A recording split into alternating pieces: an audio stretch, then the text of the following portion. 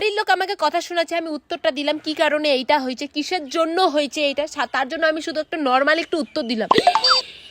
উত্তর দেওয়া শিখে গেছে, মুখে মুখে কথা বলা শিখে গেছে, ঝগড়া করা ভালোই শিখছিস, খুব বড় হয়ে গেছিস, খুব বড়। মা বাবাকেও চিনিস না, কোনো কিছু হয় না, কিন্তু আমি একটা নর্মাল কথা বললাম, উত্তরটা দিলাম। আমি যে ঝামেলাটা হচ্ছে আমাকে নিয়ে, সেই জিনিসটার আমি শুধু জাস্ট একটা উত্তর দিলাম নর্মালি ভাবে। বাপ রে বাপ, কত কিছু হয়ে গেল। মুখে মুখে কথা বলা শিখে গেছি, খুব মুখটা চলতে শিখছে, ঝগড়া করা ভালোই শিখছি, খুব বড় হয়ে গেছি। না, আজকে মা বাবার থেকেও এ বড় হয়ে গেছে, কাউকে চিনে না, মা বাবা আত্মীয় স্বজন কাউকে চিনে না, খুব বড় হয়ে গেছে, নিজেকে খুব বড় ভাবতেছে। যদি আমাকে কথা শোনাচ্ছে, আমি চুপ করে আসি, না শুনাক, মা বাবাই তো হয়, কত কথা শোনাবে, শুনাক, কি আর বলবো এটার মধ্যে। হাতির চামড়া হয়ে গেছে, হাতির চামড়া, কথা বললে তো উত্তর দিবে না, মুখবন্দি, এটা মুখবন্দি হয়ে গেছে।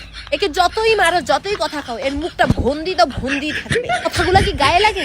গায়ে লাগে না তো। এক কান দিয়ে ঢুকে আর এক কান দিয়ে বের হয়ে যায়, নাকি কানেও ঢুকে কিনা ভগবান জানে। মানে এত কিছু লিটারালি কথা শুনতে লাগে। আমি যদি উত্তর দিই তাইলেও দোষ, আমি যদি উত্তর না দিই তাইলেও দোষ, তাইলে আমি করবোটা কি?